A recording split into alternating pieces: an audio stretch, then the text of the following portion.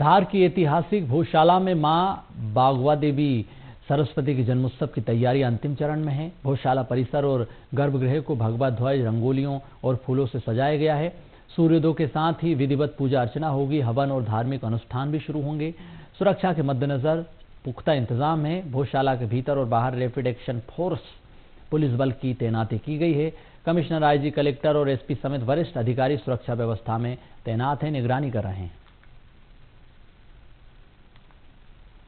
आज इस समय की सुनवाई में जैसा आज के समय में लाइव स्ट्रीमिंग से जानकारी माध्यम से मीडिया बंधुओं को मिलती है और उसका अलग अलग इंटरप्रिटेशन ड्रॉ कर किया जाता है। मेरा आप सभी से आग्रह है कि इस समय आप लोगों की भूमिका बहुत महत्वपूर्ण है। उच्चतम न्यायालय में हुई सुनवाई में आदेश आ जाने तक इसका अपने अपने स्तर पर कृपया इंटरप्रिटेशन ना करें। इसमें कोई गलत या कोई मिस इंटरप्रिटेशन से कोर्ट की भी अवमानना हो सकती है और शहर का माहौल भी खराब हो सकता है। इसलिए मेरी आप सबसे अपील है, थोड़ा इंतजार करें। जब हमें लिखित रूप में आदेश मिलेगा या जब हमारे जो अभिभाषक वहाँ मौजूद थे उनके माध्यम से हमें इसमें लिखित रूप से जब जानकारी मिलेगी, तब निश्चित रूप से जिला स्तर पे हम सभी पक्षों के साथ बैठ करके कुछ निर्णय, कुछ व्यवस्था बनाएंगे जो ये स्पष्ट है सुनवाई से कि ये निर्देश बिल्कुल दिए गए हैं माननीय कानून व्यवस्था को देखते हुए ही सभी व्यवस्था बनाई जाएगी। तो माननीय सुप्रीम कोर्ट ने इस पे ये कहा है कि बसंत पंचमी की पूजा सुबह से लेकर शाम तक अनइंटरप्टेड होगी, अनवरत होगी। जैसे आरती होती है, जैसे वहाँ हवन होता है, जैसे वहाँ पूजा होती है, वो सब कुछ एज इट इज होगी। लेकिन दोपहर में 1 बजे से 3 बजे तक यानी 2 घंटे के लिए नमाज पढ़ने की भी परमिशन दी जाएगी। जब माननीय सुप्रीम कोर्ट ने कहा कि 2 घंटे के लिए नमाज पढ़ने की परमिशन दी जाएगी, तो मैंने माननीय सुप्रीम कोर्ट को ये भी बताया कि वो कैंपस ऐसा नहीं है कि हिंदू मुस्लिम एक साथ वहाँ पे पूजा भी कर सके और नमाज भी पढ़ सके, क्योंकि कैंपस छोटा है और उस कैंपस के बीचों बीच बहुत बड़ा हवन कुंड है। वो हवन कुंड काफी स्थान घेर लेता है। और दूसरा, उस कैंपस में कोई अलग से गेट नहीं, एक ही गेट है जहाँ से एंट्री भी होती है, वहीं से एग्जिट भी होती है।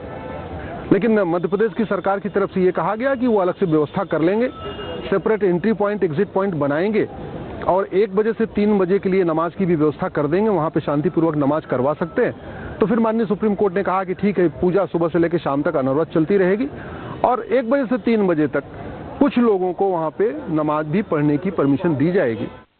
सुप्रीम कोर्ट के आदेश के बाद सारे आकलन अब स्पष्ट हो चुके हैं। भोजशाला में अब पूजा और नमाज साथ में होना है, ये सुप्रीम कोर्ट का आदेश है। प्रशासन को पूरी व्यवस्थाओं के लिए अवगत करा दिया गया है और कल बसंत पंचमी 23 जनवरी को भोजशाला में अखंड पूजा होना है और नमाज भी होना है। आपको बता दें कि दोपहर 1 बजे से 3 बजे का समय नमाज के लिए दिया गया है, जिसकी व्यवस्था को लेकर प्रशासन अभी से तैयारी में जुट गया है। आप देख सकते हो तस्वीरों में भोजशाला परिसर में बैरिकेड्स लगा दिए गए हैं और पूजा की व्यवस्था और नमाज के लिए प्रशासन जुट चुका है। हालांकि पुलिस प्रशासन अपने साधनों के साथ में पुख्ता इंतजाम के साथ में पुलिस सुरक्षा की दृष्टि से कल का आयोजन संपन्न होना बताया गया है। इस विषय पर सुप्रीम कोर्ट के आदेश के बाद स्थानीय नागरिकों ने अपनी टिप्पणी पर अभी खामोशी छानी है कि उनका स्पष्ट कहना है कि सुप्रीम कोर्ट के आदेश हो चुके हैं, अब इस पे चुप्पी साध रखी है। आइए देखते हैं मेरे साथ पूरी खबर विस्तार से। मैं सुनील राठौड़, BH TV धार, मध्य प्रदेश। यहाँ रुकेंगे एक छोटे से ब्रेक के लिए। आप